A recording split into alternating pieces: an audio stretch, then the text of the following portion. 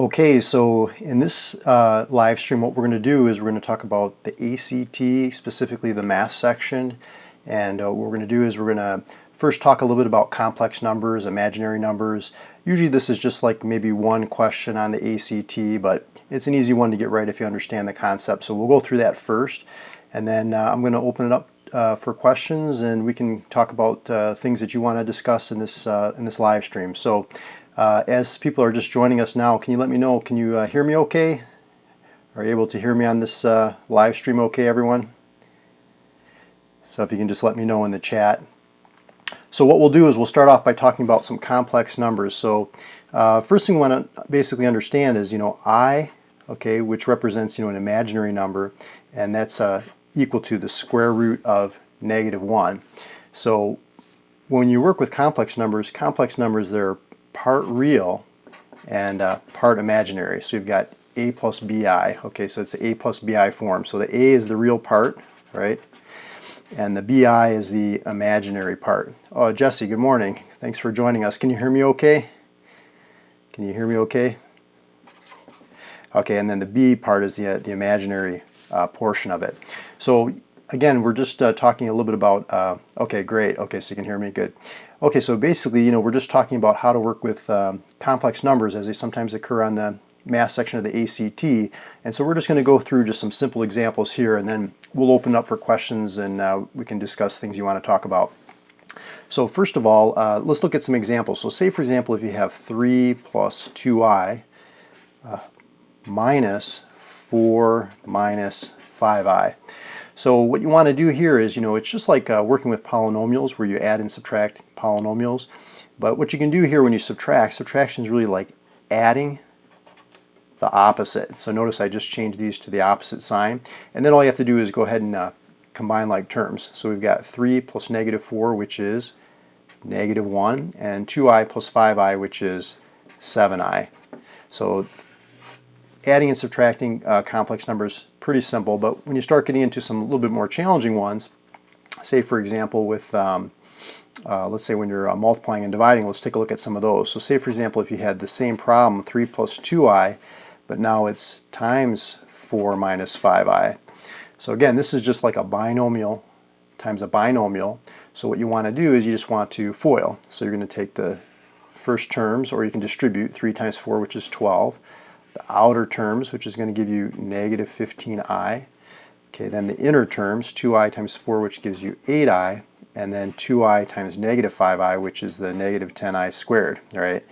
And the key thing to remember is, remember we talked about this earlier, but I is equal to square root of -1, but I squared is equal to -1. Okay, so when you see I squared, just replace that with what it equals, -1, and -1 times -10 is going to give us a +10, right? So now all we have to do is combine like terms. So 12 plus 10 is giving us 22, and -15i plus 8i is giving us -7i, and so that's it. So adding, subtracting, multiplying, not too bad. Now let's go over to dividing now. So dividing, what you want to do is, let's look at the same problem, 3 plus 2i, okay, over 4 minus 5i.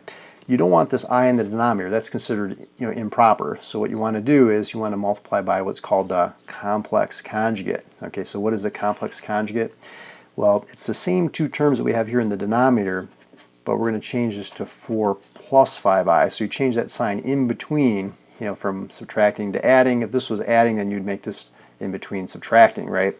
But whatever you do to the denominator, you want to do to the numerator, because if you think about it, anything divided by itself is 1. So when you multiply by this fraction, you're going to get, you're not going to get anything different. It's just going to be in a different format. Okay, so now what I'm going to do is just go ahead and FOIL these together, but let's do the denominators first. So we've got 4 times 4, which is 16, 4 times 5, which is 20i, -5i times 4, which is -20i. So notice that those cancel each other out, and then -5i times +5i, which is -25i squared. But remember, I squared is equal to -1 times -25 makes this actually equal to +25. So 16 plus 25 gives us 41 for our denominator. So let me just put that over here. So for the numerator, we're going to do the same thing. We're going to distribute. 3 times 4 is 12. 3 times 5i gives us 15i, right? And then 2i times 4 gives us 8i. And 2i times 5i gives us 10i squared. Oops, 10i squared, right? Okay, I squared is -1 times 10 is -10 plus 12 is 2. Okay, so I'll just put that up here.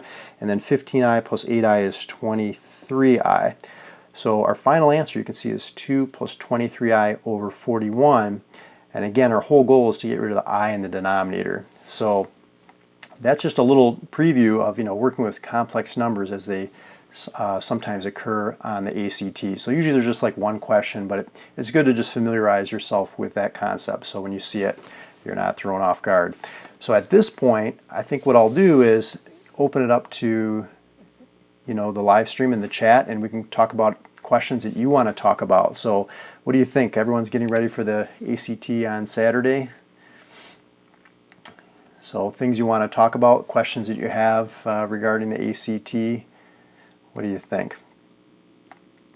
Well, one thing I wanted to mention is that, I did put together, maybe about 6 months ago or so, I put together what I call the huge ACT math review video course.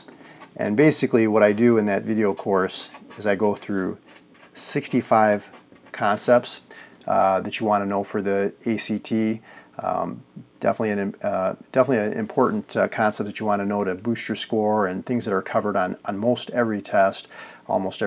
And so that's a valuable resource if you're looking for more things to practice, or you just want to get some kind of insider view on what you should know for the test.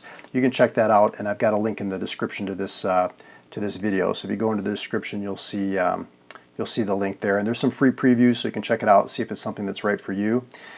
But what do you think? Do you have some questions, some things that you want to talk about right now, things you want to ask me?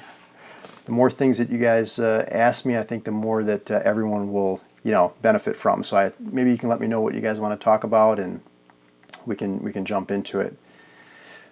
So what do you think? So is everyone prepared? Everyone have their calculators ready? Make sure that they're approved calculators. You want to make sure you don't bring in real high-tech software type calculator that would have you banned from the test, or at least have your calculator banned from the test. Make sure you have an approved calculator. Okay, so Jesse says, how come I ease word problem questions? Oh, okay, you're asking how can you make the word problems easier? Well, that's a good question. I mean, if you have a specific question, maybe we could do that. Let's see. Could you please go over some geometry problems? And Miko's asking, what is expected value? Okay, so all good questions. So as far as story problems go, what you want to do, I mean, they give you a space, usually on the right side of the question there, is you want to try to draw a diagram, and then you want to try to write an equation. So usually I try to draw a picture of some kind of some sort or other, and then I try to then convert that into an equation. So maybe if you have a more specific example, we could take a look at that. But let's see, what were the other questions? You were talking about expected value. So when you talk about expected value, what you're doing is, you're taking the value of whatever it is, and you're multiplying by the probability that comes up. So basically, like, say for example, the probability that you roll a 3, let's say that's a 1/6 chance, right? And then say you take the probability that maybe you roll like a 4, and say that's let's just say that was like a 1/3 chance. I'm just doing a simple example here. But then what you would do is you'd multiply these together, and add, and that would be your expected value. Let's just pretend this is some type of experiment. So basically that's your formula. It's your outcome, and then the probability that outcome occurs, and then you just sum up all those quantities. So I don't know if that answers your question, Miko, but that seems to be something that's showing up a little bit more on the ACT recently in some of the release tests. But what other questions do you have? So let's see, Omaiwen, I'm sorry, I'm pronouncing your name. I was asking about, can you go over some geometry problems? Okay, so I'm trying to think if there's maybe something in specific you wanted to talk about geometry-wise. I'll give you an example. Here's an example. So when you talk about geometry problems, of course you want to know perimeter and area, right? Here's kind of like a problem that shows up every once in a while. And sometimes what they'll do is they'll ask you for the perimeter of this shape, okay? But there's a little bit of a technique to it, and that's that, you can think of these segments as being, detached, right? And what you can do is you can actually, move them over in such a way that you can actually make this into a rectangle. And so, the perimeter of a rectangle is pretty easy to calculate. You just have to add up all the sides, and that's your perimeter. So this sometimes appears on the test. Of course, you also want to know your trigonometry, your sine, cosine, and tangent. You want to know your SOHCAHTOA. So we could do some problems like that if you want. But I mainly just wanted to open this up to questions and answers. So if you have more specific questions, the more specific your question, the better I might be able to to answer that. So what does everyone think? Do you want to ask me some more questions about? Okay, legendary sideburns. Okay, nice. I like your name there. Okay, how do you find the area of that shape? And then cone problems too, please. Okay, says Caden. Okay, so cone problems, and we're talking about area. Okay, well, as far as area goes, one thing you can do, now I didn't really put any numbers with this problem, but what you can do is you can subdivide it into smaller shapes and then just find the area of these individual pieces, then add them all together. I didn't put any numbers with this, so that makes it a little bit more more challenging to explain, but if you can subdivide it, that's going to make it easier to solve. So, but as far as cone problems, so let's take a look at maybe a cone problem. Again, the more specific you guys can, more information you guys can give me, the more I can kind of show you about it. But as far as a cone goes, like here's your cone, right? And there's two things that you want to know. You want to know you've got the height, you've got the slant height, and you've got the radius, right? And of course, these are all related by the Pythagorean theorem, a squared plus b squared equals c squared. But basically, the two formulas you want to know regarding cones are the volume, which is 1/3 the area of the base times the height. Okay, and then what you want to do is the base is a circle, so that's going to be pi r squared times the height. So again, this is the overall height to find the volume. But if you're finding the surface area is a little bit different. What you want to do is you want to take the base plus the lateral area, which is 1/2 the perimeter of the base times the slant height. So in this case, the base is a circle, so that's pi r squared. The perimeter of the base is the circumference, so that's 2 pi r, and then you have the slant height. Well, the 1/2 and the 2, they cancel each other out, so you could just write this as pi r squared plus pi rl. So that's your surface area formula, that's your volume formula. But let's see, so some other questions. Let's see, Omoyman says, such as inscribed angles, angle similarities, and finding sides that aren't congruent in triangles. Okay, so let me see if I understand your question. So as far as inscribed angles go, see, okay, so what he's asking or she's asking is basically, you have a circle and you've got two different things, going on here. You have what's called a central angle, see, because the vertex is at the center, and whatever this angle is over here, like say this is 85 degrees, right? This central angle will also have a measure of 85 degrees, okay? But inscribed angles, they have their vertex or their hinge like right on the circle. So see the difference? Like this one's inside, this one's on the circle. But when you have an inscribed angle like this angle measure is half of the measure of the intercepted arc. So half of 85 is going to give us 42.5. So that's a little bit about inscribed angles. Let's see, what was your other question? Let's see, it was about finding sides that are congruent in triangles. Well, I'll tell you one thing that comes up a lot on the ACT, the math section, is you definitely want to know your isosceles triangles, okay? So when you look at isosceles triangles, we know that the sides are congruent, but if you know those two sides are congruent, then you also know that the angles across from those sides are congruent as well. Those are called the base angles, and those are going to be congruent. So yeah, so that's definitely another property that's important to know. So what do you think? What other questions did you want to talk about today? We can talk about whatever you'd like. Again, I'm just promoting my huge ACT math review video course. If you're interested in that, there's 3 free previews on there. You can check that out to see if it's something you're interested in. There's a link in the description of this video, so I would go and check that out. If you want to see more ACT videos, go to my YouTube channel, Mario's Math Tutoring, and I've got some playlists there that have worked out previously released tests, so you can kind of see how some of those problems are worked out. I also have some different concepts that are covered on the ACT and some of those videos, so head on over to Mario's Math Tutoring YouTube channel. And okay, Legendary Sideburns is asking, converting slope to angle and vice versa. Oh, okay, so that's a good question. So converting the slope to an angle and vice versa. Well, okay, here, let's take a look at that. So we know a couple things about slope, right? We know that the slope is the rise over run, right? Or if you have two coordinates, you can do y2 minus y1 over x2 minus x1. So that's if you know the 2 points. But let's just give you an example. Like, let's just say, for example, there's a hill like this, okay? And let's just say that it has a slope of, I don't know, let's just say it's like 2/5. So, okay, so yeah, so basically somebody's asking about the courses that I sell, the ACT Math Review course and the SAT Math Review video course. Yeah, if you're interested in those, just click the link in the description and that'll take you over to those. You can find out more about that there. But yeah, so say for example they tell us that the slope is 2/5. So we know that this is 2 and then this is 5. So the rise is the vertical and the run is the horizontal. But if you're trying to find that angle of inclination, right? So the angle of inclination, or in this case this is the angle of elevation. So Math Facts says, how am I so good at math? Oh yeah, because I watch your videos. That's funny. Okay, well, I'm glad you're enjoying the videos. But yeah, so then let me ask you a question here. So the person that was asking about the slope, what formula ties together the opposite side, okay, the one across from the angle, and the adjacent side? So what trig function? Is it sine? Is it cosine? Or is it tangent? What do you think? So we've got the SOHCAHTOA.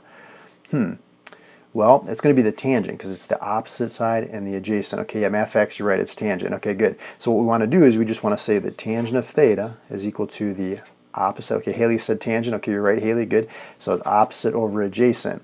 Now, when you solve for the missing angle, what do? Well, what you have to do is you have to take the tangent inverse of both sides of the equation.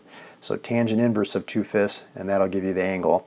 So so that's the key there. So basically you want to do is you want to position yourself at the angle itself, at that vertex, and then find the two sides. And then with this acronym, the SOHCAHTOA acronym, it's always going to be the second letter divided by the third. So opposite over hypotenuse for sine, adjacent over hypotenuse for cosine, and opposite over adjacent for tangent. So if you're just joining us right now, we're just opening this up for some Q&A, some questions and answers to help students prepare for the ACT that's coming up this Saturday.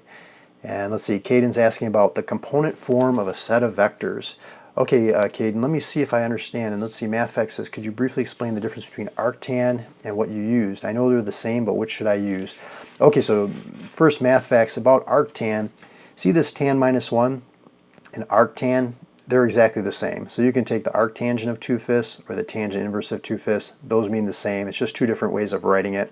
So that's a good question, but yeah, they're the same. But then as far as the vectors are concerned, let's see if we can kind of talk about that a little bit. So basically, if you're just joining us right now, we're just confusion with inverse functions. Okay, we can talk about that a little bit more in just a moment. Let's talk about vectors for a second.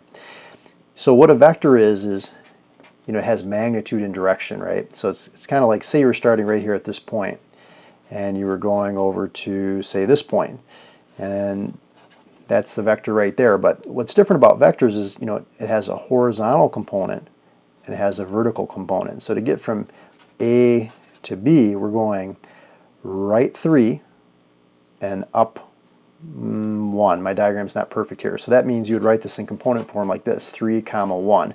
So it's just like a horizontal, see, x direction, and the vertical y direction. So 3, 1 is the vector that takes you from A to B. Now, if you knew the coordinates, like in this case, let's see, 2, 3, 4, 5, 2. So B is 5, 2. A is at 2, 1.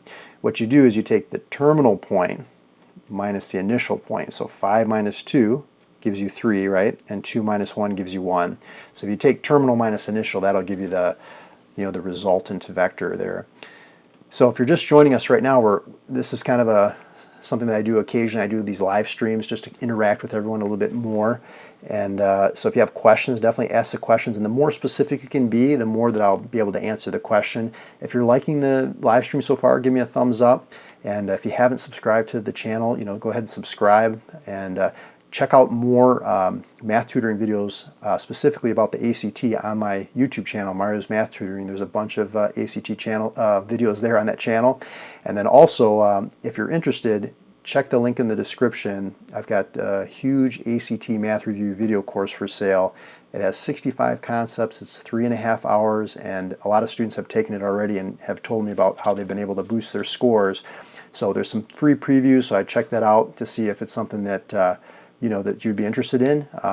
But definitely a good way to kind of review key concepts. But let me look back into the chat here real quick, and let's see some questions. So let's see. So MathFacts was asking about confusion with inverse functions. We can talk about that. And Miko is asking about, let's see, a chord 24 inches long is 5 inches from the center of a circle. What is the radius of the circle to the nearest tenth of an inch? Now, that's a great question. See, I like how specific that question is, because then we can really get into it. So here, let's draw a picture here. Okay, so here we go. So let me see if I can read that again. So a chord that's 24 inches long. Okay, so I'll just draw it like that. Okay, so chord, it's 5 inches from the center. So there's your center right there. And I'm drawing a perpendicular segment, because when you draw the distance from a point to a line, it's always the shortest distance, the perpendicular distance, right? And because this is 24 like this, what happens when you draw this perpendicular from the center to the chord, it bisects the chord, Miko. Okay, so now when you go to draw that radius, can anybody tell me what's the length of that radius? This is a good question. This is a geometry question. So what's interesting is sometimes, they don't show you this triangle that's formed here. So what do you think? How would you find the radius now that they've given you that? Now that I've kind of helped you a little bit. So you drew the distance, perpendicular distance. It bisected the chord. All right, so cut it in half. And then, okay, MathFacts is asking about arctangent of 5/12. Darshan, welcome. Any formulas that most people don't know about but are tested on the ACT? Darshan, that's a great question. If you check my last live stream that I did just a couple days ago, we kind of devoted the whole live stream basically to talking about key facts and key formulas that you want to know for the ACT. So maybe check that one out. That would probably be beneficial for you. Let's see. Knightley's saying that I take the ACT on the 10th, and your videos have really helped me. Just wanted to say thank you. Oh, great. I'm glad they helped you. Thanks for letting me know. And let's see. MathFacts is saying 5 squared plus 12 squared. And Miko's saying, is it 13? And Ellie is saying the 5, 12, 13 triangle to solve this. Yeah, okay, so everybody is absolutely correct. This is the Pythagorean theorem, or you can use what they call Pythagorean triples. A squared plus B squared equals C squared, or 5, 12, 13 Pythagorean triple. So yeah, that's exactly right. So the radius is 13. So just a quick note, if you want to memorize these Pythagorean triples, they come up a lot when you take the ACT. 3, 4, 5, 5, 12, 13. Oh, MathX, this is a really good stream. Okay, good. Well, I'm glad you're benefiting. So we're going to talk about your arctangent question in just a second. I might have to grab my calculator. I forgot to grab my calculator. It's behind me, so let me grab that in a second. But these come up a lot. So if you recognize that you've got a 3, 4, then you know the hypotenuse is 5. Or, yeah, good question. So Aisha says, how do you know which one is a B and C? Well, the C is going to be the largest one, and the A and the B are going to be the two smaller ones, the two legs. So if you have a 5, 12, you know the hypotenuse is 13. Of course, if you know the hypotenuse is 17 and one of the legs is 8, then you're going to know that the other leg is 15. And again, you can also use multiples of these, like if you multiply them all by 2, see 6, 8, 10 is also a right triangle, a Pythagorean triple, or 10, 24, 26. So that's the idea about the Pythagorean triples.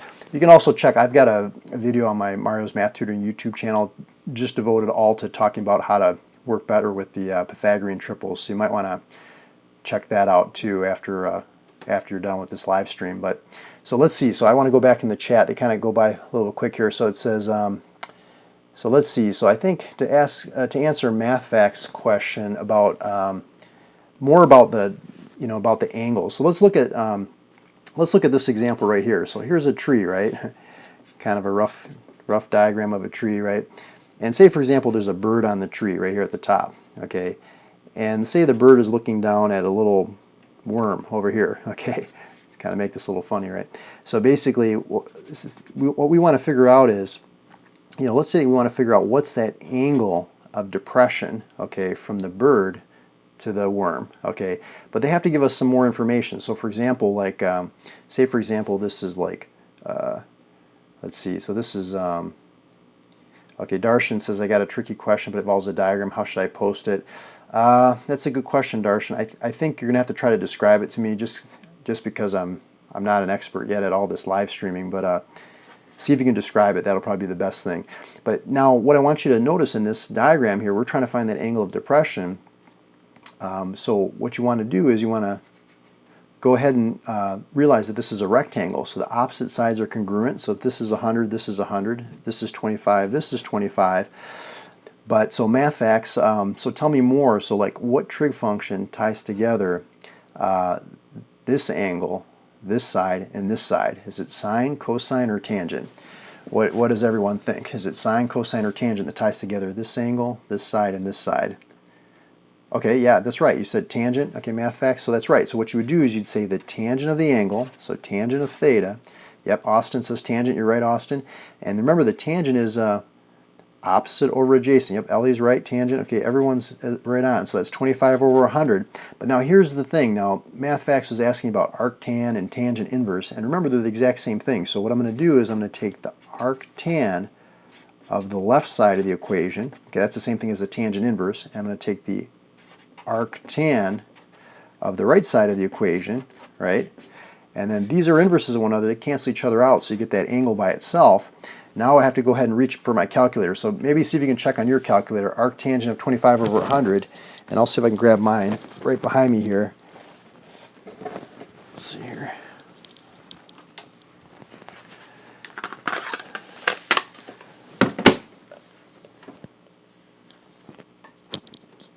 Okay, so let's see. So is everyone with me? So here's the TI-83. I've got a TI-84 in my car, but this is my old calculator. But I'll just show you on here. So what you want to do is you want to go over here to see the tangent key right here. You want to hit the second key. So second, see the tan minus 1, tangent inverse. I don't know if can you guys see that? Tan inverse. So we're going to do the tangent inverse of 25 over 100. So 25 divided by 100. Oops, 100. And make sure I'm in degrees, right? So that's it. So it's a 14-degree angle. So did you guys all get the same thing? 14 degrees. So I'll just put that down here. Okay, so let's see. So what are some other questions? So if you're just joining the live stream right now, we're talking about getting ready for the ACT and okay, math facts is saying my professor said that using tan inverse can lead to confusion with inverse functions, reflections in the line y equals x. What are your opinions on this? I would say as long as you know what you're doing, as long as you realize you're taking the arctangent of both sides, but I would do whatever most comfortable for you, but they're equivalent. Okay, Darshan's saying in the figure below, BC is parallel to AD. E is the midpoint of AB, F is the midpoint of CD, G is the midpoint of AE, and H is the midpoint of FD. What is the length of GH? Oh, that's a tough one, Darshan. Oh, I wish I could see it, because then I would be able to draw a picture and show you. But let me think about that one. I don't know. I think in the future, I bet you YouTube will probably have all kinds of cool features where you can interact more, with the live chat. But let me see if I can answer that question. Austin's asking about matrix multiplication. So yeah. So as we're doing this problem, think of other questions, and the more specific you can, the more specific that you can be, then the more I'll be able to draw a diagram and kind of work through this with you. So maybe next time, maybe we'll do something where you can send in your like photos or something like that ahead of time, and then I can maybe take a look at some of the photos and then have them printed out or something like that. But okay, but basically matrix multiplication. Here's the idea right here. So say this is 2, 3, 1, and 0, right? And say this is 1 and 4, right? So now here's the thing. Actually, let me change this a little bit. Let's make this 3 and 2. Okay. Okay, so let's see. So we got some good questions coming in. I'm going to have to scroll back, but here we're talking about matrix multiplication. So the first thing is to figure out the dimensions. So the dimensions are always the rows by the columns, right? So in this case, there's 2 rows and there's 2 columns. So you're with me so far? So 2 rows, 2 columns. Same thing with this one. There's 2 rows, 2 columns. Now the key with matrix multiplication is you want to make sure that the inner dimensions are the same, and you end up with a matrix that has the outer dimensions, a 2 by 2. So what I like to do is I like to draw that final matrix, okay, 2 rows, 2 columns. Then if you're just solving for, let's just say like this one right here, okay, this element, you say, well, what position is that in? Well, remember, it always goes rows first, columns second. So you're in the second row, second column. So that tells us what to do. You take the second row times the second column. So it's 1 times 4 is 4, 0 times 2 is 0, and you add those together and you get 4. So Austin, is that making sense? Do you want to ask me more about the matrix multiplication? So I'll show you another one. Let's say you wanted to find this one right here. You take the, let's see, this is in the second row, first column, so you're taking the second row times the first column now, so this is 1 times 1, which is 1, 0 times 3, which is 0, and then you add those together, which comes out to 1. And you keep working your way through, so if I want to find this top one, that's in the first row, first column, so you take the first row times the first column, so 2 times 1 is 2, 3 times 3 is 9, if you add those together you get 11, and then the last one, first row, second column, 2 times 4 is 8, 3 times 2 is 6, and 14. Okay, so let me see if I can scroll back. So there were some questions that came through, so let's see. Okay, Austin says, I see now. Okay, good. So in circle O, secant ADB and AEC are drawn from external point A such that point D, B, E, and C are in circle O. Okay, let me see if I can draw this picture. So I don't know if this is something necessarily they're going to have on the ACT, but we can try to attempt it here. So see if I'm on the right track with this one. So in circle O, secant ADB, okay, and DBE and C are on the circle. So let me see, this is A, let's see what here it is, secant ADB, so this is ADB, and let's see, D, okay, and AEC, like this. Okay, and it says if AD is 8, okay, and what does it say? AE is 6, and EC is 12 more than BD. So that means if this is X, this is 12 more, X plus 12. What's the length of BD? Okay, so I'll just show you the formula really quick on this one, but this is really not going to be something on the ACT, that they're going to test you on. I mean, they do test you on circles and that kind of thing, but here's the formula right here. So what you do is you take the total length of that secant, okay, which is going to be X plus 8, and then you multiply times the external part. Okay, Mason's asking a question. Yeah, so we'll get to that one in just a second. And then that's equal to this whole secant length, okay, this whole secant length, which is what? X plus 18 times its external part, which is 6. And then all you have to do is solve that. So it's the whole secant times the external part equals the whole secant times the external part. So does that answer your question? I wish I could say your name better. I apologize. Omoywen Agedo.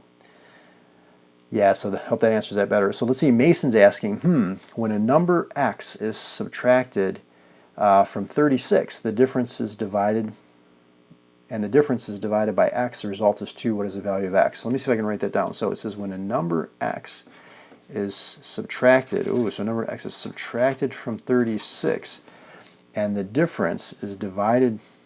Well, let me get another sheet of paper here. I think I botched that one. So it says when a number x is subtracted from 36, right?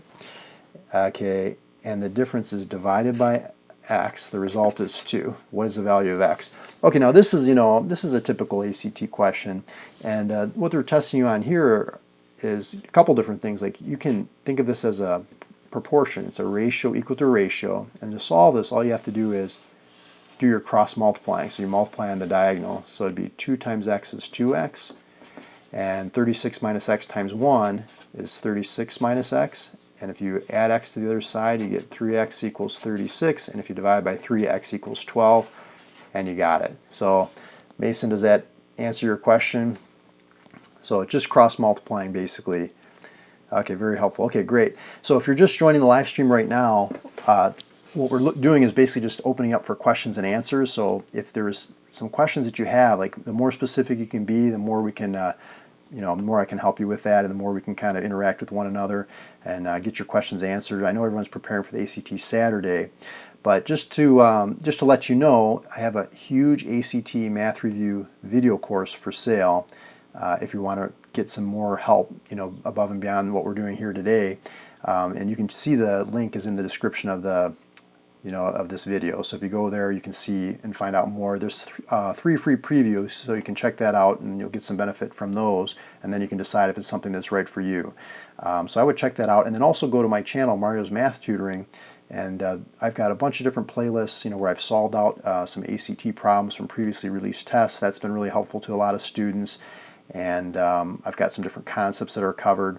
But I would just go over there and visit that. If you haven't subscribed already, go ahead and subscribe to the channel. If you're liking this video and this live stream, give me a thumbs up. I appreciate that. I'll make sure to do more of these.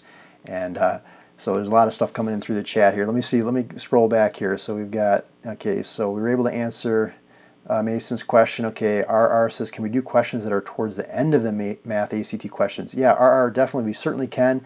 Those tend to be a little bit more challenging. So see if you can maybe pick one that's one that you can maybe describe to me, and we can work it out. I also have the 2 ACT books with me here. I can maybe see if I can get to them. But if you can describe what you're talking about, maybe I can answer that. Aisha says, how do you know when to use arctangent or regular tangent? Oh, that's a great question, Aisha. Well, the difference is when you know the angle or when you don't know the angle. So when you don't know the angle and you're solving for the missing angle, that's when you use the arctangent. Okay, and when you know the angle, then you use the regular tangent. I'll show you an example. Okay, and let's see, RR says, okay, thank you. Okay, and Austin has a question about, let's see, solving for I. Okay, we can do that problem. And Ellie's got a question. Okay, so good question. Systems of equations. Okay, we're going to get to all these questions. So let's keep going here. So basically, to quickly answer about that tangent, arctangent question, see if we can clear that up once and for all. So see if you guys can figure this out. If this is 25 and this is x and this is 8, should we use tangent or arctangent? What do you think? Tangent or arctangent? So you're standing over here at the angle. This is the opposite side. This is the adjacent side. What do you think? Should we use tangent or arctangent? Austin says tangent. Okay, you're right, Austin, because we have the angle, so we're going to use regular tangent. Aisha says tangent. Okay. Okay, yep, Caden says tangent. Yeah, exactly right. So what you would do is you would just say tangent of the angle equals the opposite side over the adjacent side. Remember the TOA, it's opposite or adjacent, second over third. Then you just multiply both sides by 8 and you got it. Now compare and contrast that with this question, right? So say for example this is 3 and this is 7 and this is theta. Do we use tangent or arctangent to solve for this missing angle here? What do you think? Tangent or arctangent? Or you could call it tangent inverse if you want, or tangent minus 1. What do you think? Arctangent, Austin's saying, Aisha's saying arctangent, Ellie's saying arctangent, Haley's saying arc because you don't know the angle, Miko's saying arc. Yeah, you're absolutely right. So whenever you want to solve for the missing angle, that's when you use the arctan, or I like to use tan minus 1. That's the tangent inverse of 3/7 equals theta. So again, it's opposite over adjacent. And the reason I use tan minus 1 is you can see here on my old calculator here, see right above the tangent to tangent inverse, use that second key. That's going to solve for that missing angle. So if you're just joining us right now, we're opening this up for questions to help students prepare for the math section of the ACT coming up on Saturday. So so if you have questions, the more detailed you can make it, the more we'll be able to draw it out here in front of us and interact with the interact with you. So yeah, so I hope this is helping. If you're just getting here now, again, I just keep mentioning my huge ACT math review video course. Check that out in the description.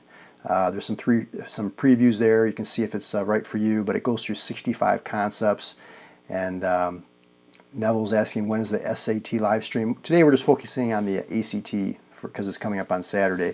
But let's see, we had some other questions, so let's go back to those questions. Let's see, where are those? Let's go back here. Okay, so let's see. All right, so Austin was saying, well, let's see. I think I answered one of Austin's. We'll do yours next, Austin. Let's look at Ellie's next, and then we'll get to Austin's. So you're wondering about systems of equations, Ellie. Is that what you're wondering about? You've got x plus y equals 32 and x minus y equals 12. Okay, so is everyone familiar with systems of equations? So what do you think? Like, how do we solve this system? We're trying to find out like what x and y are. What would you do first? Any ideas? Anybody want to jump in on the chat there? How would you solve this system of equations? Well, there's 3 different methods, right? There's graphing, there's substitution, there's elimination. Okay, let's see. Okay, Ellie was saying, I think substitution. You're thinking substitution. Neville's saying substitution. Austin says you can eliminate x. See, Dow was saying add x and y. Miko's saying substitution. Okay, Mason sub. Okay, great. So you guys are really interacting. That's great. So I want to show you something really quick. So you want to solve this, right? But you see, if you just add straight down, you see how y and negative y are going to cancel each other out? See, because one's positive, one's negative. So if you just add straight down, this is going to give you 2x equals 44, and then if you just divide by 2, you get x equals 22. Then if you put it back into either one of these equations, you can solve for y. So if I just put it into that top equation, we get 22 plus y equals 32, and if you subtract 22 from both sides, you get 10. So our final answer is 2210. Now, you know, on the ACT, it's multiple choice, right? So if this was one of the choices, what you could do is you could put 22 and 10, make sure that adds up to 32, and 22 minus 10, make sure that, you know, subtracts to give you 12. So as long as it makes both equations true, you know you've got the right answer. You know, and so a lot of students, they find that, you know, quicker just to back substitute and see which one works. But when they're lined up like this, Ellie, you're better off probably just adding straight down, as long as either the y's are going to cancel out or the x's are going to cancel out. And if you want to find out more about this, you know, go to my Mario's Math Tutoring YouTube channel and look up systems of equations, elimination method, or systems of equations, substitution, or just look up systems of equations. You'll see some videos I did on that. Okay, so let's see other questions. Try to be really specific like that one was, so we can, you know, kind of answer that better. So go ahead and put the questions in the chat. We'll try to get to them here. And if you're just joining us and you haven't subscribed yet, subscribe to the channel. If you're liking this video, you know, give it a thumbs up so I know to do more of these in the future. Let's see, Caden, I wanted to come back to your question. You were asking, what are the values of theta between 0 and 2 pi where the tangent of theta equals -1? That's a good question. You know, I don't think this is really something you need to know for the ACT, but, you know, I want to make sure that everybody's getting something out of this. So, okay, so basically between 0 and 2 pi, that's once around the unit circle, right? And, you know, where does tangent theta equal -1? Well, that's going to be right over here at 3 pi over 4, or you could say this is 135 degrees. So that's knowing your unit circle. There's not really a whole lot of that on the ACT. I wouldn't worry about that too much, but did that answer your question? I hope so. Okay, let's see, what other questions are there? You guys are asking some really good questions. Let's see, what other ones were there? Let me scroll through the chat here. Mason's asking, let's see, when a particular number is added to its own reciprocal, the resulting sum is -2. The number is which of the following? Oh, okay, yeah, that's a good question, Mason. So let's see. So a lot of it's just, you know, and this is a good, you know, this is a good thing to understand, is how do you translate from a sentence into, you know, an equation, right? So when a particular number, we'll just call that particular number x, right, is added to its own reciprocal, the resulting sum is -2. So sum means add. Okay, the number is which of the following? Well, here's the thing. If you on the ACT, it's multiple choice, so you could just plug in those values and see which one's going to give you -2, right? So that'd probably be the easiest way. But if you want to see me solve this, what I can do is clear the denominators, right? So if we want to clear the denominators, let's multiply everything by x. If you're just joining us, we're just doing Q&A for the ACT math section that's coming up on Saturday. And if you have questions, put them in the chat, and I'll try to get to them. And again, as I'm going through this, I'm also kind of letting people know about the huge ACT Math Review video course that I have for sale. There's a link in the description to this video, so check that out. There's some free previews. You can see if it's something that's right for you. And also on my Mario's Math Tutoring YouTube channel, I've got a lot of different videos talking about the ACT, so you can check those out as well. So you can see how I'm solving this. Mason, see, I'm basically trying to get everything on one side. Now what I'm doing is I'm factoring, and then I'm taking the square root of both sides. So you can see this is x plus 1 equals 0, and if I subtract 1, I'm getting x equals -1. So the answer is going to be -1 in this particular problem. So I hope that answered your question. But yeah, so let's take a look. So I had some other questions coming in. Miko's asking, let's see, what's the distance in the standard coordinate plane between 1, 0 and 0, 5? Okay, let's talk about that one. So distance formula is definitely something important to know for the ACT. And So you said 1, 0, and 0, 5. Is that what you said? Okay, let me take a look real quick. 1, 0, and 0, 5.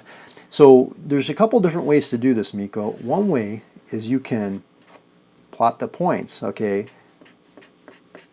Okay, and notice what I'm doing right here is I'm drawing this into a right triangle. So you could just say, well, this is 1 and this is 5, and we could do our Pythagorean theorem, a squared plus b squared equals c squared, which means this is going to be square root of 26. But I think maybe what you might be asking about is, what's that distance formula? X2 minus x1 squared plus y2 minus y1 squared. You add them together and take the square root. So if we do that, let's see, 0 minus 1 is negative 1 squared. 5 minus 0 is 5 squared. And so then we get 25 plus 1, which is the square root of 26. So did that answer your question, Miko? Did you follow that with the distance formula, or you could do the Pythagorean theorem? Okay, let's see, Darshan. Okay, I apologize, Darshan. I think sometimes I think you want to ask me some tough questions, which is good, but I want to make sure I can write them down. Let's see. Lynn has a 367 in quarters, dimes, nickels, and pennies. She arranges these coins in rows and notices that there are 5 more dimes than quarters, and there's 1 more nickel than quarters, and 25 more pennies than quarters. How many pennies does Lynn have? Okay, so basically, this is what you're asking is a systems of equations. So let me see if I can set up the equations. So, Lynn has 367 in quarters, dimes, and nickels. So how much is a quarter worth? Well, a quarter is worth 25 cents times the number of quarters, right? And then let's see, you've got a nickel and dime. What is it? Quarters, dimes, nickels, and pennies. So you've got dimes, which are 10 cents, right? And you've got, let's see, nickels, which are 5 cents, right?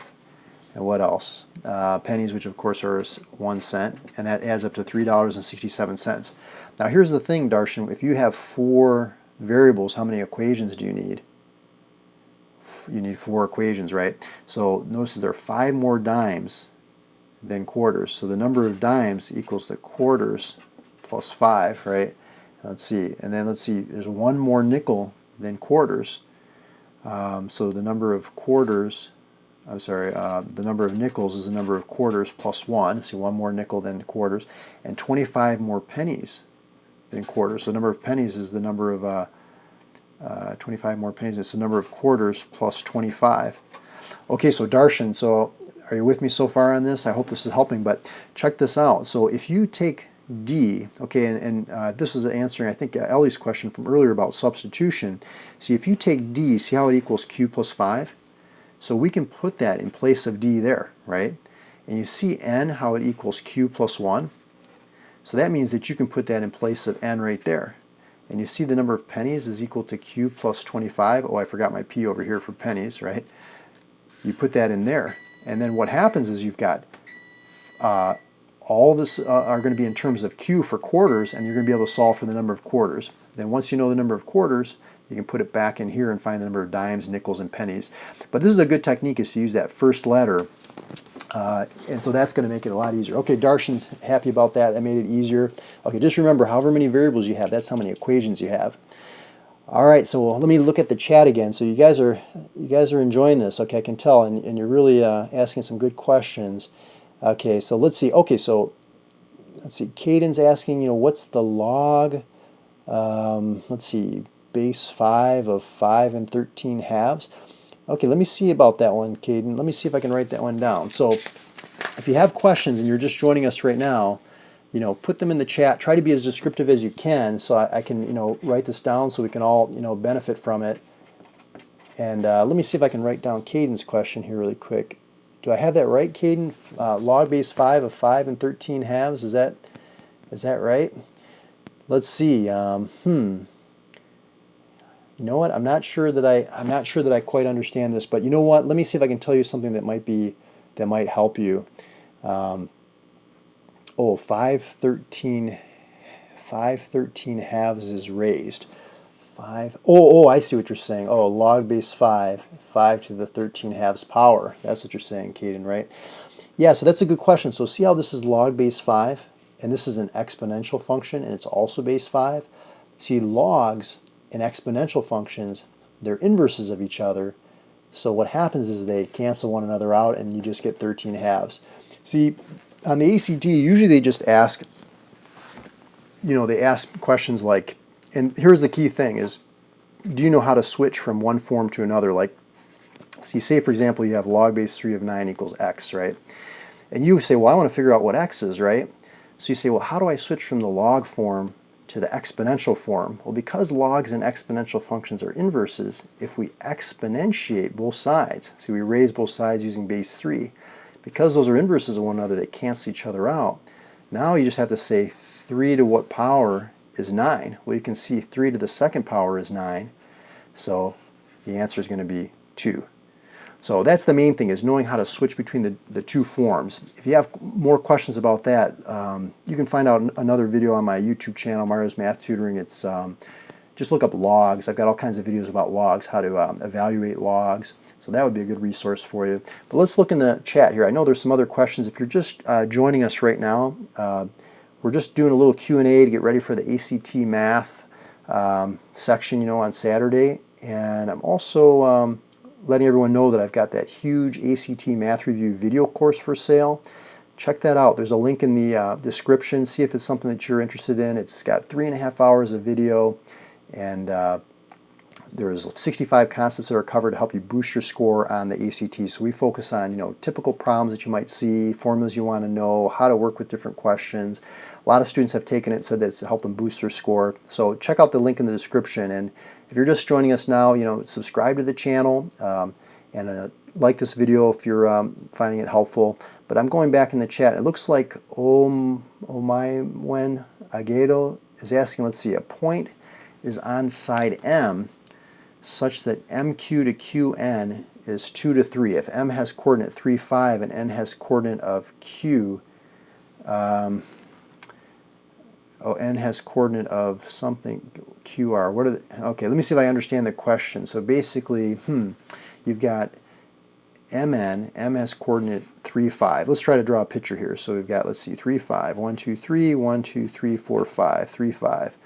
And what else does it say there? It says MQ is to QN is in the ratio 2 to 3. So this is point M. And I think I need a little bit more information on this one. So N has coordinate of, is N coordinate of O? Is N at the origin? I'm not sure what you mean here. Or N has coordinate of O, like the origin. And you're trying to figure out, where is N has coordinate 8, 5. The coordinate of Q is, let's see here. I don't think this question is going to be on the ACT, so I wouldn't worry about this one too much. The things you want to worry about for the ACT are more like a midpoint formula, a distance formula, things like that. I mean, it's a good question, but it's a little bit hard for me to maybe get exactly where you're going with that. But let's see, what other questions does everyone have? Okay, Miko's asking about the ratio of the radii of two circles is 4 to 9. What is the ratio of their circumferences? That's a good question, Miko. So this is definitely something that's important, like ratios. So here's a little circle. Here's a larger circle. The ratio of the radii are 4 to 9. Well, if you wanted to, you don't have to do this, but you could do the circumference of both of these, circles and compare them. But what you're going to notice is the ratio of the radii is going to be the same as the ratio of the circumferences. So the ratio would still be 4 to 9. But let me ask you guys a tougher question. What's the ratio of the areas of the circles? What do you think that would be? So the ratio of the circumference is the same as the ratio of the radii, 4 to 9. That's the scale factor. But what's the ratio of the areas? Does anybody know the answer to that one? What do you guys think? Let me get a drink of water here.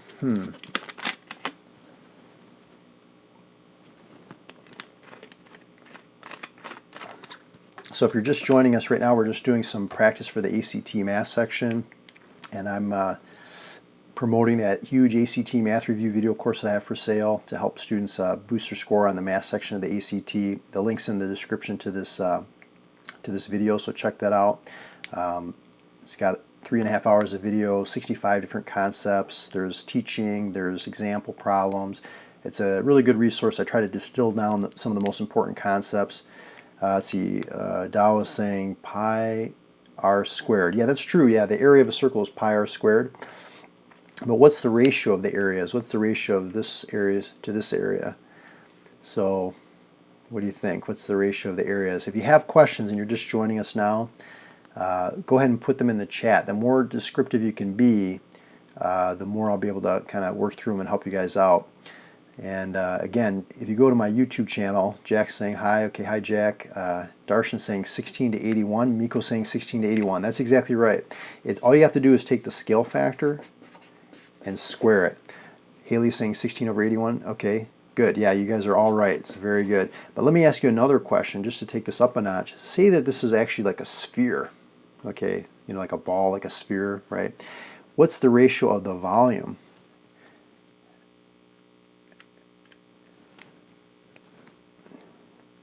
Yeah, Darshan's saying cube it. Yeah, you're exactly right. You take that scale factor and you would cube it. So now you're talking about 3 dimensions, so it's going to be 64 over 729, right? Yeah, exactly right. So you just have to ask yourself, is it one-dimensional like length or circumference? Is it two-dimensional like area? Or is it three-dimensional like volume? So if it's volume, you're going to want to cube the scale factor. Okay, so let's see. So what other questions do you guys have? Things you want to talk about in this chat here. Let's see. Mason's asking another question about the sum of the integers p and q is 495. So p plus q equals 495, right? Okay, what else, Mason, on that one? It says if p is divided by 10, the result is equal to q. What is the value of p? So you know, it sounds like, Mason, you have a lot of questions about these systems of equations, or actually I don't know if it's just you, but a lot of students have been asking today just about systems of equations. I would definitely go over to my Mario's Math Tutoring YouTube channel, look up systems of equations, and there's a substitution, elimination, graphing method. Definitely something helpful to to help you to solve these. But you know what I would do on this one, Mason, is I'd multiply both sides by 10. That way we solve for p. So p equals 10 times q. Jack's saying, if I am from England, when should I take the ACT? And also, what advice do you have for revision for the ACT? I think you mean like reviewing for the ACT. Yeah, Jack, I'm recommending everyone check out my huge ACT math review video course. There's a link in the description to this video. And if you check that out, there's some free previews. You can see if it's right for you. But that's what I would do, is go to the description, check out that link. And I've got a nice video course that's really helpful. But now, see, check this out, Mason. If p equals 10q, we can put that in place of p, right? Now we just have one equation with q's. You can solve for q. Once you know q, you can put it back in and solve for p. So I hope that answered your question. Let's see. Well, we've got a lot of people tuning in from all over. That's great. Let's see. I didn't quite catch S. Can's question. Miss Brown is a stockbroker at a major firm. She makes a 1.2% commission based on the total assets she has under management. By what percentage will the amount of money she makes grow if the assets she manages go from 10 million to 12 million? Okay, so what it's saying, by what percentage will the amount of money she makes grow if the assets she manages go from 10 million to 12 million? She makes 1.2% based on the total assets she has under management. By what percentage will the amount of money she makes grow if the assets she manages go from 10 million to 12 million? I'm trying to see if I understand that question, S. Makes 1.2% commission based on the total assets she has under management. By what percentage will the amount of money she makes grow? I'm a little confused. Maybe you can tell me a little bit more about it. So it goes from 10 million to 12 million. So it grew by 2 million. But if I understand what you're asking, like one question that comes up on the ACT, because we're trying to focus on ACT, is this percent of change formula. And if you want to know more about some of the different formulas, the last live stream that I did like 2 days ago, we kind of devoted it to talking about formulas. And so you might want to check that one out. It was just a couple days ago. But percent of change is what? It's the new amount minus the old amount divided by the old amount. Sometimes they say new minus original over original, but I just write old because it's a little bit easier to write. But that gives you your percent of change. You just have to convert it to a percentage. So that's the idea. Okay, let's see. What other questions? So let's see. RR is saying, let's see, Cupcake Nation. I skipped Cupcake Nation. So if x is a real number such that x cubed is equal to 64, then x squared plus the square root of x equals blank. Okay, 4 cubed, plug 4 for x, and then that is your answer. Did this help? Oh yeah, okay, great. Oh, so RR is jumping in and answering Cupcake Nation's questions. Oh, good. All right, good. I'm glad you guys are helping each other in this chat. This is good. We got the whole community working together. I like that. So Jack's asking, do you have any advice for studying for the ACT Science and English papers? Oh, Jack, I just focus on the math part, so I'm not sure what to tell you about the ACT Science and English. I just focus on the math. Mason says, do you mind redoing my question? The answer you gave me wasn't what I was looking for. Sorry. Okay. Well, let's see what other questions you guys have. We're right about the hour mark right now. I usually try to keep it to, depends how much activity we have, just how much interest we have and that sort of thing. We can keep going for longer if you want, but again, if you haven't subscribed yet, subscribe to the channel. If you like this video, give it a thumbs up so I know to do more of these in the future. And if you have questions, write me a detailed question in the chat. Try to, if it's a shorter question, it's easier for me to do, and if it's more detailed, it's easier for me to write out here.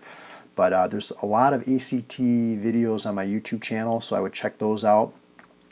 So if you're trying to look for, previously released tests that I solved, I solved the questions that for those tests, a lot of those on there. And I also have a lot of formulas, a lot of videos about how to approach the test and so forth.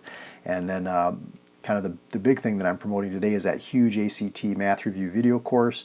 It has 65 concepts. It's over 3.5 hours of video, and that's for sale through the link in the description in this video. So if you go to the description, you'll see the link there. A lot of students have benefited from that. Okay, let's see. Dow is asking this question, saying, what is 537 to the 102nd power? Well, okay, there's a little bit of a trick to this question, and I'm trying to think how to do it exactly right now. But if you take, what you have to do is you have to figure out, there's a pattern, okay, and you have to figure out how many digits. There's a repeating pattern here.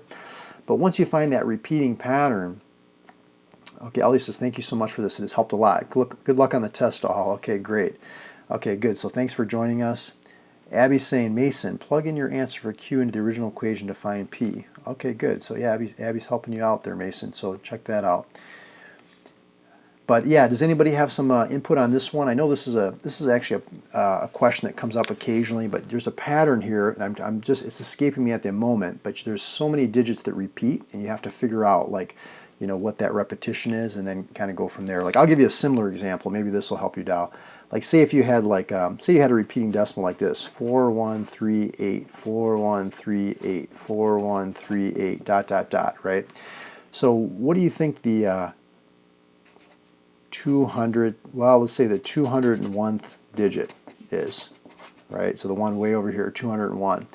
Well, because it's repeating every 4 digits, right? 4 digits, you would take 201, you would divide by 4, so that goes into how many times? 5. Okay, so this is 50 times, remainder 1. So this is going 4138, 4138, 4138, 50 times, and then on that first digit, then you'd be back to 4.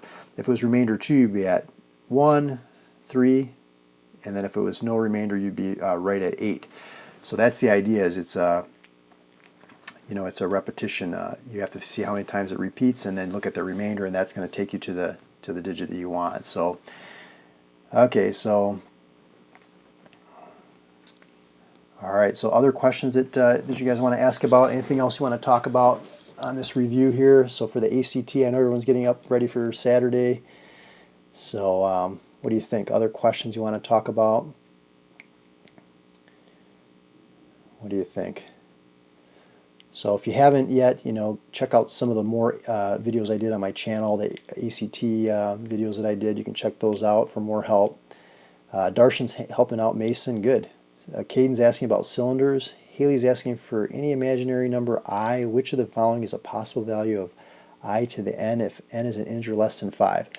Okay, Haley, let's answer your question, and we're going to talk about cylinders too. Now, a cylinder is like this, right? And the main thing is to know the volume of the cylinder, which is the area of the base times the height. So it's going to be area of the base, which is a circle, just pi r squared h. So that's the main thing to know, is how to work with that. But as far as I, let's look at imaginary numbers. See, the main thing to remember is this, is that I equals the square root of negative 1. I squared is equal to negative 1. I cubed is equal to negative I. And I to the 4th is equal to 1. And then it repeats. This would be I to the 5th, 6th, 7th, 8th. And it just keeps going around every 4 like that. So if you had I to the 23rd, for example, this is an interesting problem. I to the 23rd is I squared to the 11th with the 1 left over, because power to a power you multiply, right? So that's 22. And but we know I squared is -1, right? And what's the -1 to an odd power? Well, it's -1, and then times I, you get -I. So that's one way to look at it, is to think about how many times it's 2 going to 23, and then what's left over, and then you can simplify it like I just did here. So I hope that answered your question about how to work with I to different powers. Okay, so Haley, I hope that helped. So mainly you can either memorize these four. Let's see, S is asking a question. If Jeremy took 180 minutes to travel 240 miles, what was the speed in miles per hour? Well, how many hours is 180 minutes? It's 3 hours. And so if you think about 240 miles per 3 hours, miles per hour, whenever you see the word per, that means divided by. So 240 divided by 3 is actually going to be, not 3, 80 miles per hour, right? So per means divided by. The key though on that one, S, was just to get the units correct, you know. So yeah, you can also use this formula, you know, distance equals rate times time, and then just solve for the rate by dividing by the time. But the key was to get your units correct, you know, in terms of hours and miles. So yeah, distance equals rate times time is a good one. All right, good. Yeah, oh, Darshan jumped in on that one. Okay, good. All right, great. Yeah, you guys are helping each other. This is good. Maybe I can get to the point where I can just step aside and you guys can take over the live chat. That's the goal, right? So you guys help each other and everyone get their questions answered, right? Okay, so any other questions? You know, just I'm glad you guys are all working together. This is great. I've done some live streams where it gets kind of crazy and people just kind of get kind of silly and all that kind of stuff, and it's better when everyone works together like you guys are right now. So let's see, Hayden's jumping in. Okay, welcome to the chat, Hayden. Let's see what your question is. And Math Facts has one. And let's see. Okay, let me see if I understand your question. Okay, two questions. Let me see. So it says express 1 over p 2p minus 1 in partial fractions. Oh, okay. That's a great question. Math Facts, I would go over to my channel and I've got a whole bunch of videos on partial fraction decomposition. So I would go ahead and take a look at that. That's not going to be tested on the ACT, but if you're interested, I've got videos on my Mario's Math Tutoring YouTube channel, and I show you how to break those down, those partial fractions. Hayden's asking, let's see, 10 to the 2x minus 1 divided by x, let's see, equals 1. What does x equal? Hayden, can you, okay, I see what you're saying. So do I have this right, by the way, Hayden? Is this, do I have this right? 10 to the 2x minus 1 divided by x equals 1, x equals blank. Ooh, okay, Caitlin's asking about percent questions. I really struggle with those. Okay, Caitlin, we're going to talk about percent questions. Oh, the exponent is all divided by x? Oh, okay, thanks for clearing up. Okay, and MathFacts is jumping in and saying 0. Yeah, that's right, you guys are doing so good. Okay, see, the thing is 10 to what power equals 1? The 0 power. So the only way this will equal 1 is if 2x minus 1 over x is equal to 0. But what's going to make this equal to 0? Well, the only way this would be 0 is if the numerator is 0 and the denominator is not 0, right? So that means that if x is a half, 2 times a half is 1 minus 1 equals 0. So that's it. It's a half. So that was kind of a trick question, but yeah, this is knowing your rules of exponents. Anything to the 0 power is 1. So that was a little tricky. Good question, though. Let's see. What else is coming in? Okay, so Caitlin Hoover is asking us, let's see, I took a math practice. Okay, about percentage problems. Okay, so here's a percentage problem. Just a simple one, but see if you can kind of get this one. So say, for example, you went to a store and let's see, say for example there was a 6% sales tax and the total that you paid was $48. So what was the original price of the item before the sales tax? Can you guys and gals solve that problem? So if originally you went to a store, you bought something, there's a 6% sales tax, the total is $48. How do you find out what it was before the tax was charged? That's a percentage problem. Let's see, what do you think on that one, Caitlin? Is that one kind of like the problem that you were experiencing when you were doing these problems earlier? Let's see, So see if you guys can answer this one. 6% and the new total is 48. What was the original price? And let's see, Darshan's asking a question. X to the 2a equals 3, then x to the 6a equals how much? Okay, Darshan, okay. See if you guys can answer each other's questions. That's the best. Let's see, Abby's saying, negative sine to squared theta. I'm not sure, Abby, about your question. Maybe you can tell us a little bit more about that one. Let's see. RR is saying $45.12, question mark. Is he right? MathFacts is saying 48 divided by 0.94. Caitlin's saying, no, sir, it's more challenging. Okay, we'll do a more challenging one after that. Okay, you guys can just call me Mario, by the way. Okay, Cupcake Nation says $45.12. Miko says 66. And Caitlin says, I got $45.12. Okay, Miko says 66. Okay, here's the thing. So a little bit of confusion here, but this is what you want to do is, see the original price, let's call that X. When you charge a 6% sales tax, that means you have to pay the original price, which is 100%, plus an additional, plus an additional 6%, right? And that equals the new price, which is 48, right? But the thing is this is 106% of the original price equals the new price, right? But when you do this, you want to convert that into a decimal. 1.06 times x equals 48. So when you think about it, it's 1, which is the original price, plus the additional amount for the tax. So you're actually paying 106%, and that's how you're getting 48. So you really want to divide both sides by 1.06. Okay, and so 48 divided by 1.06, let's do that on the calculator here. $45.29. Oh, so everybody was thinking it was super easy, but it wasn't as easy as we thought, right?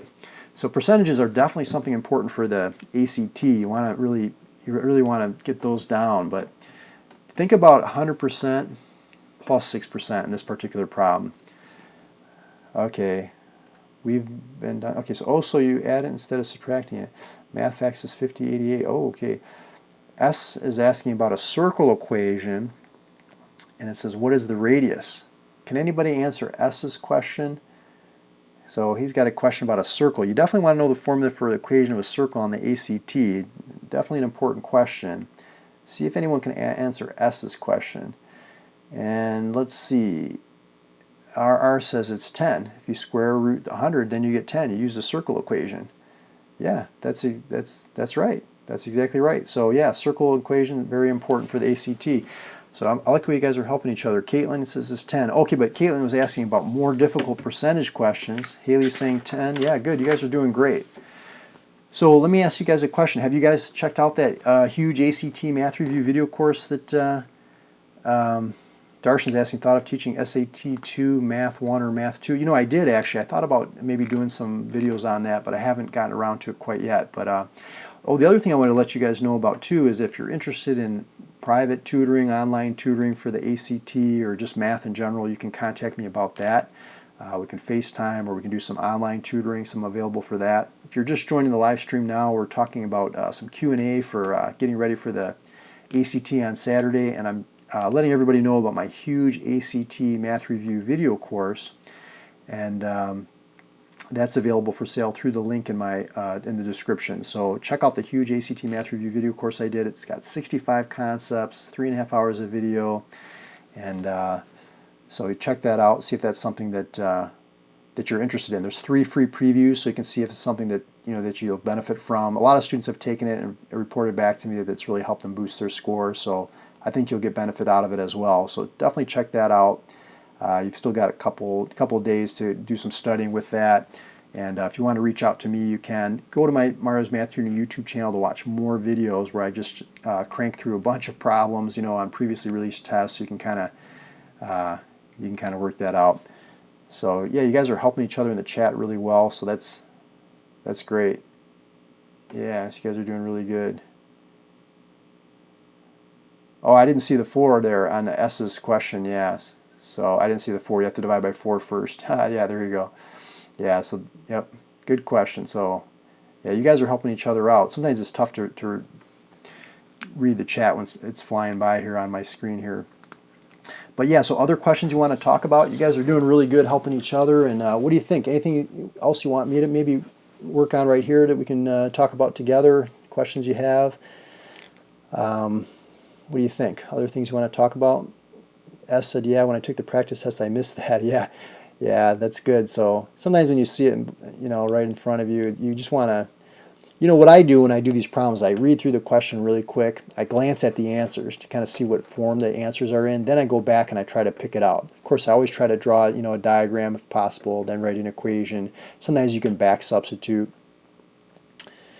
Yeah, so Mason's saying, I wish you could be more comfortable with the math section. Well, practice makes perfect. I would do a lot of the practice tests if you guys. Oh yeah, Caitlin reminded me about complicated percent problems. Okay, yeah, here's a percent problem, Caitlin. So here's the question, right? Okay, so. Oh, okay, Abby, sorry I missed your question earlier. It says which of the following is equivalent to sine theta, cosecant negative theta, wherever sine theta, cosecant theta is defined. Usually these problems they don't have too much of these on the ACT, Abby. It's the most challenging it really gets is like, knowing that tangent is equal to sine over cosine, that kind of thing. There's not like a whole lot of like identities and like simplifying expressions like that. Yeah, so I wouldn't worry about that one too much for the ACT. But as far as difficult percent questions, like, say for example you ran. Let's say you biked, okay? Let's say you biked 8 miles, right?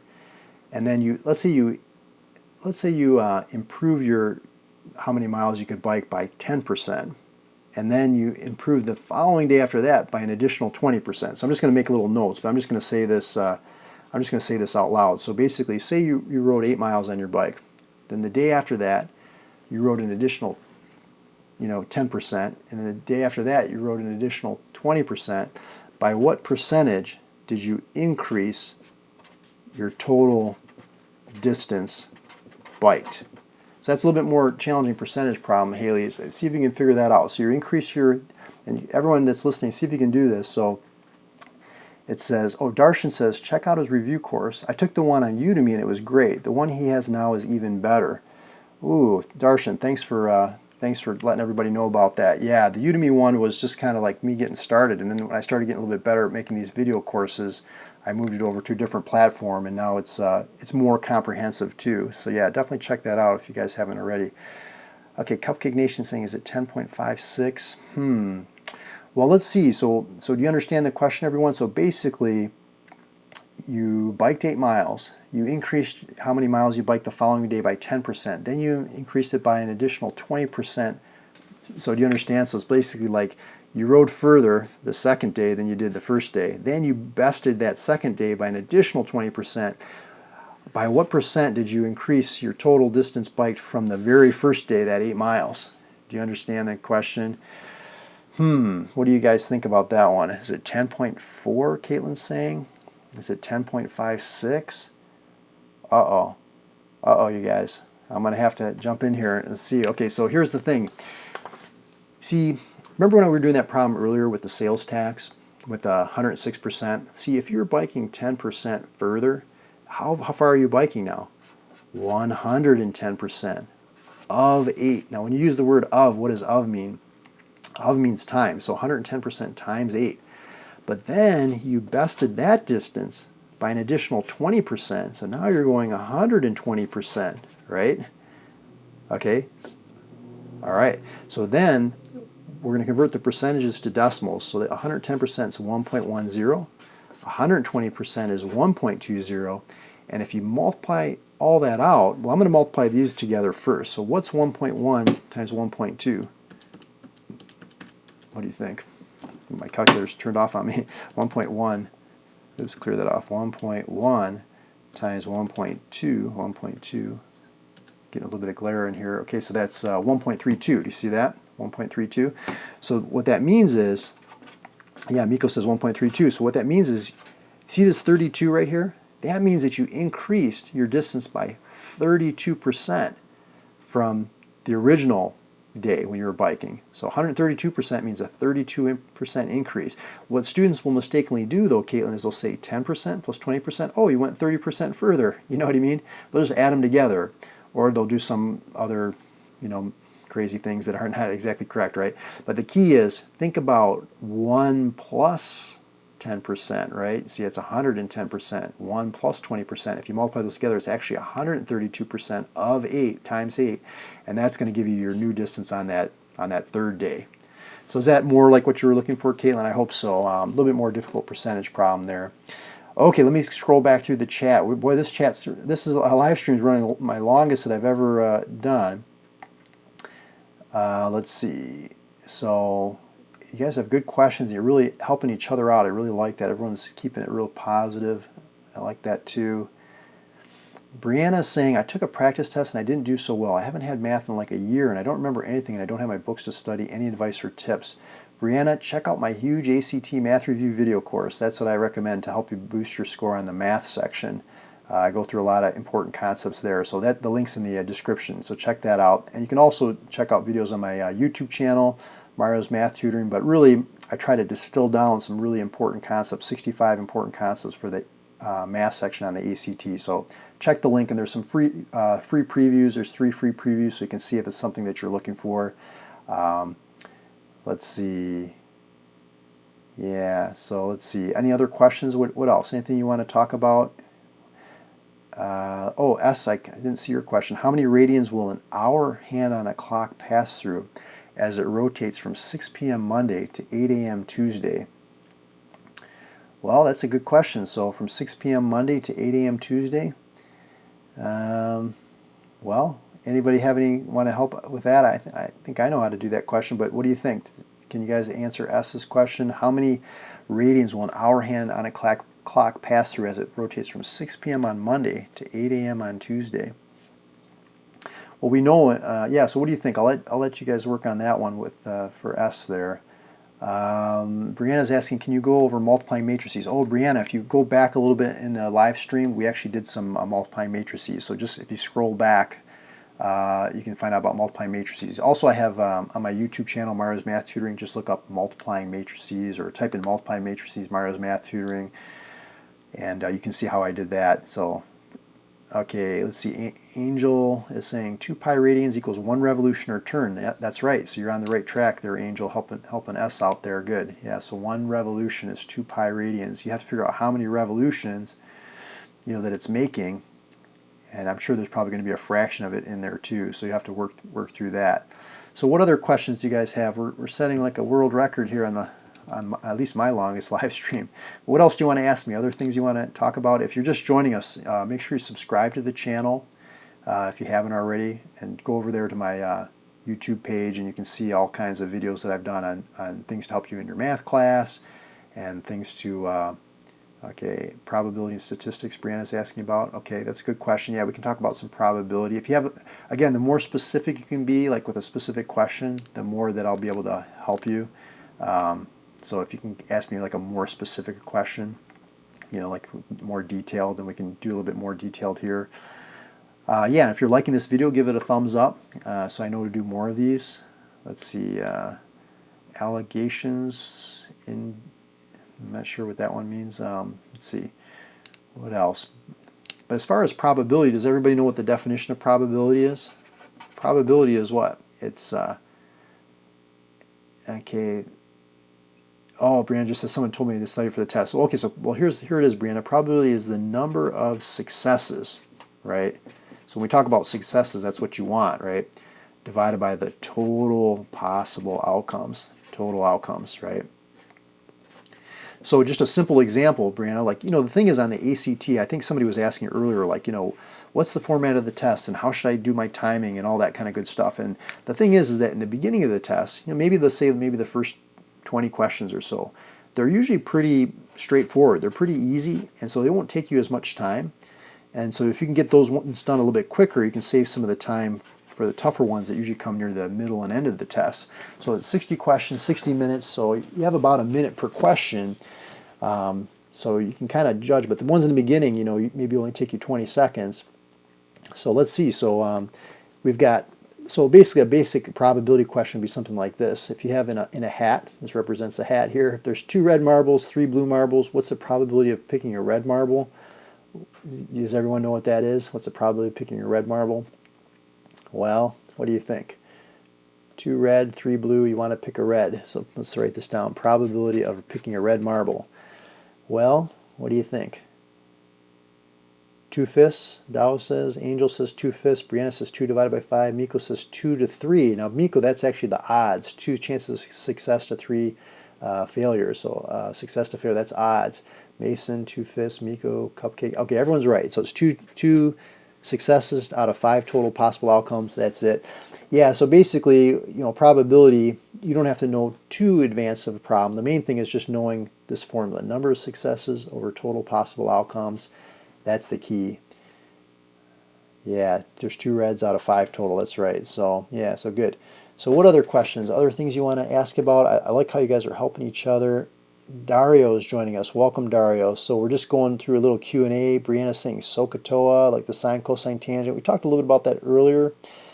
Neville's saying how to make word problems really very easy. Get confused sometimes. Any tips or advice? Yeah, you always want to try to draw a diagram and then try to write an equation based on your diagram. So I always try to sketch it out. That sometimes helps. Systems of equations problems, Angel's saying. Yeah, so these are all very good questions. We did talk about some of these earlier in the live stream. So if you want to go back, we talked about systems of equations, Mason's saying. And Marina says, I'll go back in the stream afterwards. Yeah, so yeah. Miko's saying thank you. Okay, good. I'm glad this helped you guys. That's great. Can you do a problem of plane geometry? Yeah, if you do you have more specific questions about, like if you can kind of tell me a little bit more, I'd appreciate. Can you explain logs? We talked about, Dario, we talked about that a little bit earlier in the live stream if you kind of scroll back through. And you can also see these videos on my YouTube channel. Like I did a whole thing on logs, everything you need to know about logs. That's a really good one if you want to check that out. On my Mario's Math Tutoring YouTube channel, everything you need to know about logs. So if you're just joining us right now, we're just doing a little Q&A, and so if you have questions, put a detailed question in the chat. I'll try to answer it here, or what's even better, everyone that's participating has been helping each other out, so that's really good. That's the best. So yeah, Brianna's asking about triangles, how to identify the type of a triangle, whether it's acute, right, or obtuse, that kind of thing. Let's see, what other questions do you guys have? I'm trying to focus on the ones I think that are going to be the most helpful. Let's see, Abby's giving us some equations here. W, X, Y, and Z has the greatest value. Dario's saying about special triangles. Okay, that's a good question. Mason's has like a little system of equations there. We can talk about special triangles a little bit if you guys want. Those appear on the ACT in some form or another. But if you're just joining us, I've been talking about the huge ACT math review video course. So let me just talk about it maybe one last time here. If you're just joining us, this is what you want to check out. There's a link in the description. Let me just write it out here. So link in description. There's 3 free previews. So you can check that out, see if it's something that you are interested in, something you think will help you. And it's called the Huge ACT Math Review video course, okay, and I go through 65 concepts, okay, that are important to know for the ACT. It's about 3.5 hours. Of course, it's broken down into a lesson per concept, so if something's easy, you could skip it and focus on the tougher ones or the ones you need more practice with. And there's a link in the description, check that out. And if you're interested, in online tutoring or FaceTime tutoring or that kind of thing, feel free to reach out to me. I know we're getting near the end here. The best thing probably at this point to get the most efficient, I probably would get the video course. But if somebody wanted to meet with me online for your math class in the future or ACT, SAT tutoring, you can always reach out and contact me. So this is my course here. I've spent a lot of time putting this together to specifically help students boost their score on the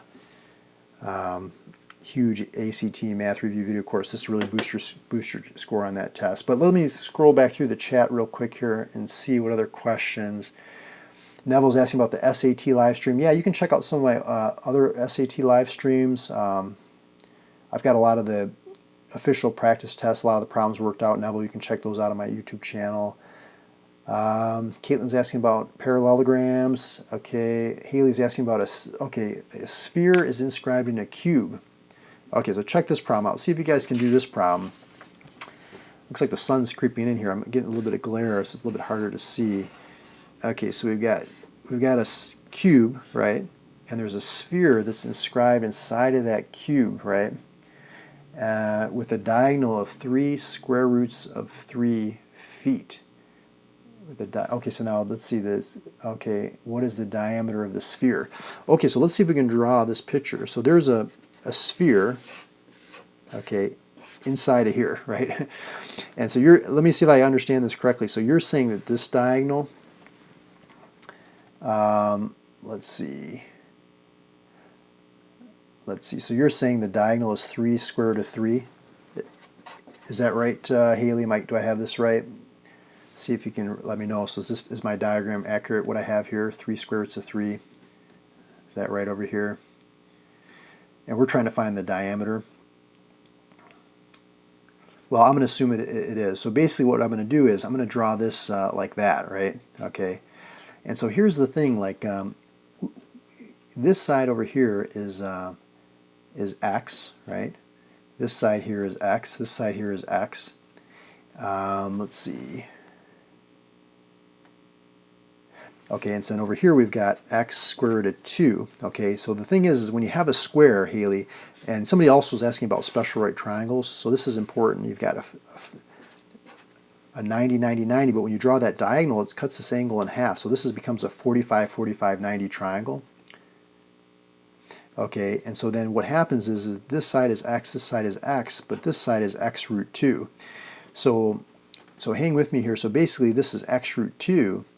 But the thing is we have to figure out what x is, because you see if you put the sphere right inside of this cube, then we're going to get the diameter, okay, of this sphere. That's going to be x.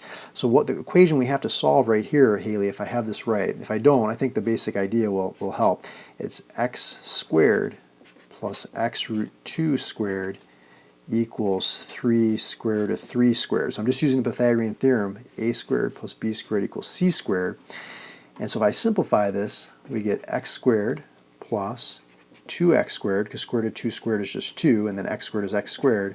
And then here we get 3 squared is 9, square root of 3 squared is 3, so that comes out to 27. So we get 3x squared equals 27. X squared is equal to 9. And then if you take the square root, you can see that x is equal to 3. So that means that, see over here, Haley, see how this is 3? That means the diameter of this sphere is 3. So this was really just using the Pythagorean theorem a couple of times, and also knowing the special right triangle here, the 45, 45, 90, to find this diagonal of the base of that cube. So I hope that helped you understand that a little bit better. Let's see. Caden says, when it comes to the SAT, if you took the ACT, would it be worth it to take the SAT? Even so, wouldn't you have to submit all? Okay, so that's what some of the students in the chat are helping Caden out with. Well, you know, we're at about the hour-and-a-half point right now. What do you think? I think you guys got a lot of good questions in here. I know I wasn't able to get to all of them, but hopefully you guys can help answer each other's questions in the chat. You know, even after this live stream ends, if you guys want to interact with each other and you know, ask questions and help each other out, that's what the chat's for. So, you know, go ahead and stick around even after I leave and see if you can help each other out. Keep it positive, you know, is the main thing, right? Keep it helpful. That's the main thing. But I think, you know, at this point, I'll just kind of make one last kind of announcement. You know, not only do I have this huge ACT Math Review video course, but I also have one for the SAT as well. So if you go to that link in the description, you can find the video courses, and there's 3 free previews for the ACT one, and there's 3 free previews for the SAT one. So check those out, see if that's something that you're interested in. Sign up for those, get those courses if you think that they'll be helpful for you. And I just want to thank everybody for just being really positive, helping each other out. And if you haven't liked this video, go ahead and give it a thumbs up. If you haven't subscribed, go ahead and subscribe to the channel. And I look forward to seeing everybody in the future videos that I do. If you want to reach out to me at any point, you know, feel free to do that. If you want online tutoring, we can certainly do that. But I think at this point, we'll just wrap it up. And I just want to wish everybody a good luck on the ACT on Saturday. Okay, so thanks a lot, and I look forward to hearing how you did. If you want to report back, sometimes that's a lot of fun. Just come back to this video and let me know how you did, and I'll look forward to seeing how you guys all did. So, all right, well, that wraps it up. Have a good rest of your day, and I'll talk to you all soon. All right, bye.